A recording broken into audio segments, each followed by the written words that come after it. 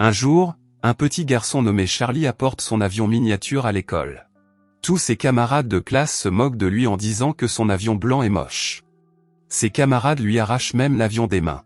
Soudain, l'avion se met à bouger tout seul et revient vers le petit garçon. La chose devient encore plus incroyable lorsque l'avion semble vraiment comprendre ce que dit l'enfant. À la maison, il lui donne une petite poussée et l'avion commence à voler droit vers un seau. L'enfant est aux anges en découvrant que son jouet semble être vivant. Lorsque la nounou ne regarde pas, il prend une échelle et monte sur le toit. Il est déterminé à se faire emmener dans le ciel par son avion jouet. À ce moment-là, sa mère rentre du travail. Quand elle voit la scène, elle grimpe sur le toit et attrape son fils. Entre-temps, le jouet tombe du toit.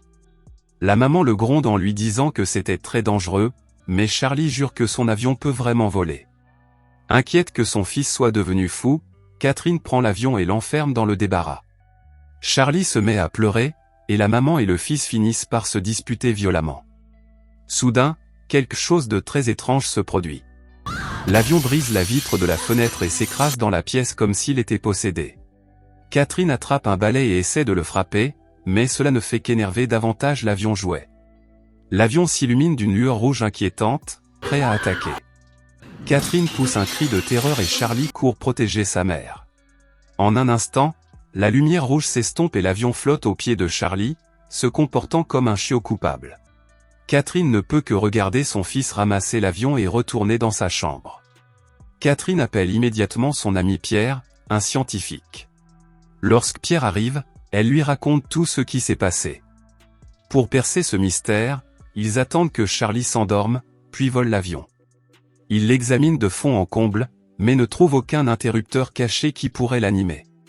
Pierre ne croit pas que le jouet puisse être vivant, alors il prend un couteau et essaie de le rayer, mais il ne reste même pas une trace.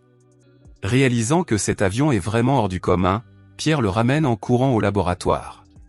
Après avoir scanné le système, les chercheurs découvrent qu'il n'y a aucune pièce électronique à l'intérieur. Ils sont complètement stupéfaits, car cela va à l'encontre de tout ce que dit la science. Pierre place le petit avion sous une presse mécanique, mais celui-ci en ressort sans une égratignure. À ce moment-là, Charlie se réveille au milieu de la nuit parce qu'il doit faire pipi et découvre que l'avion a disparu. Il harcèle tellement sa mère qu'elle finit par avouer que l'institut de recherche l'a emprunté. Charlie est furieux et se précipite dehors pour demander à sa voisine de l'accompagner à l'institut de recherche sur son vélo. Une fois sur place, il y a des gardes de sécurité à l'entrée, il ne sera donc pas facile d'entrer dans le laboratoire. Soudain, la jeune fille attrape sa jambe et se met à crier comme si elle avait très mal, jouant parfaitement son rôle. Le garde la croit et s'approche pour vérifier, ce qui permet à Charlie de se faufiler à l'intérieur du bâtiment. Finalement, il trouve son précieux avion dans une pièce. Pendant que Pierre est distrait par son téléphone, Charlie se faufile comme un ninja, attrape l'avion et se cache, pensant s'échapper plus tard. Mais dès que Pierre raccroche le téléphone et se retourne, il ne voit plus le jouet. Il inspecte la pièce et aperçoit la tête de Charlie qui dépasse de derrière l'armoire. Pierre commence à s'approcher lentement, mais soudain, l'armoire se met à trembler violemment comme si elle était possédée et tombe sur Pierre. Apparemment, le petit avion a sauvé Charlie, qui s'enfuit. Pierre déclenche immédiatement l'alarme du laboratoire et le chaos se déchaîne. Avec les gardes qui arrivent de toutes parts, il semble qu'il n'y ait pas d'issue à ce désordre. Charlie se précipite vers la sortie de secours et monte les escaliers. L'enfant sort le badge de son père et le passe devant le lecteur, ouvrant ainsi la porte qui donne sur le toit. Avec les gardes à ses trousses, Charlie attache rapidement l'avion à lui et grimpe à l'échelle, suivi par Pierre. Quand il atteint le sommet du toit, Charlie serre fort le petit avion, comme il l'a fait sur le toit de sa maison. L'enfant demande à l'avion de le faire voler, alors le petit avion le soulève dans les airs.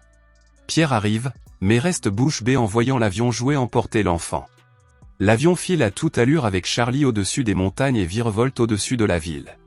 Des camionneurs le voient et manquent de perdre le contrôle de leur véhicule, tandis qu'une jeune fille est tellement surprise que son maquillage se répand partout. Quand ils atteignent enfin un endroit sûr, l'avion pose délicatement Charlie dans une forêt. Le pauvre garçon titube, à moitié endormi, toute la nuit. À midi le lendemain, il parvient à atteindre une tour de signalisation. Charlie ouvre la porte en fer avec force et grimpe à l'intérieur avec l'intention d'y cacher l'avion. Dès que Charlie atteint le sommet de la tour de signalisation, ses jambes se dérobent sous lui et il s'effondre de fatigue. Pendant ce temps, son ami revient en courant et dit à Catherine que son fils s'est envolé dans le ciel. Au moment où la femme s'apprête à se précipiter dehors pour chercher son fils, le petit avion revient tout seul. Puis, l'avion commence à reculer lentement, comme pour lui dire de le suivre. Catherine renvoie rapidement la petite fille à la maison, puis elle saute dans sa voiture pour suivre l'avion. Elle finit par retrouver son fils évanoui près de la tour de signalisation. Alors qu'elle s'apprête à le prendre et à partir, Pierre arrive. Il lui demande où se trouve l'avion et Catherine lui montre la tour. Pierre sort une corde du coffre et grimpe sur la tour, essayant de l'assaut l'avion, car il veut mener des expériences dessus. Il parvient enfin à enrouler la corde autour de l'avion, mais celui-ci devient fou, tirant sur la corde et essayant de s'échapper. Pierre s'accroche de toutes ses forces et ses gants commencent à brûler à cause du frottement. Avant même que Pierre ait le temps de cligner des yeux, l'avion fonce vers Catherine, clairement déterminée à rester avec Charlie. Catherine comprend le message haut et fort. Pierre est furieux et crie que l'avion est son expérience qui le mènera au succès, mais Catherine s'en fiche et s'enfuit. Pierre est tellement désespéré qu'il saute sur le toit de la voiture et commence à frapper sur la vitre, alors Catherine freine brusquement et Pierre s'envole. L'homme se relève et essaie de démarrer la voiture pour les poursuivre, mais la clé a disparu. Au lieu de rentrer à la maison, la mère emmène son fils à la plage, leur ancien lieu de rendez-vous familial, dans l'espoir de l'aider à se détendre. Quand elle ouvre le coffre, la voisine, qui s'était cachée là pendant tout ce temps, apparaît soudainement. Ce modèle réduit d'avion semble avoir une âme et une connexion télépathique avec Charlie. Mais quand Charlie se réveille, l'avion est silencieux. C'est comme s'il savait qu'il avait causé des ennuis et avait décidé de faire le mort. Charlie est convaincu que son jouet est mort, alors au milieu de la nuit, pendant que tout le monde dort, il va à la plage, creuse un trou et construit une petite tombe. Il fait un vœu, celui de revoir son père une dernière fois. Il s'avère qu'il voulait un vélo pour Noël, mais son père, pilote d'avion, lui a offert à la place un avion miniature, en lui promettant de lui acheter un vélo le Noël suivant. Malheureusement, ce cadeau n'est jamais arrivé, car peu de temps après, son père est mort dans un accident d'avion, laissant l'enfant seul avec sa mère pour faire face à cette immense douleur. Alors qu'il s'apprête à partir, l'enfant se sent triste, alors il revient pour déterrer le jouet, mais le trou est vide. Soudain, il sent une présence derrière lui, alors Charlie se retourne et voit son père. Son père vient à sa rencontre et Charlie le supplie de ne plus jamais partir. Son père caresse les cheveux de Charlie et lui dit de prendre soin de sa mère. Il lui dit que chaque fois qu'il lui manquera, Charlie devra regarder les étoiles, car il sera là pour veiller sur eux. Avant de partir, son père lui demande de lui montrer le sourire qu'il aime tant, alors Charlie lui offre le plus grand et le plus beau sourire qu'il puisse faire. Puis son père pousse un petit bateau dans la mer, monte à bord et disparaît lentement dans le brouillard. Dans un éclair de lumière, il se transforme en étoile filante qui traverse le ciel et devient l'étoile la plus brillante de toutes. Le lendemain, Charlie réveille sa mère.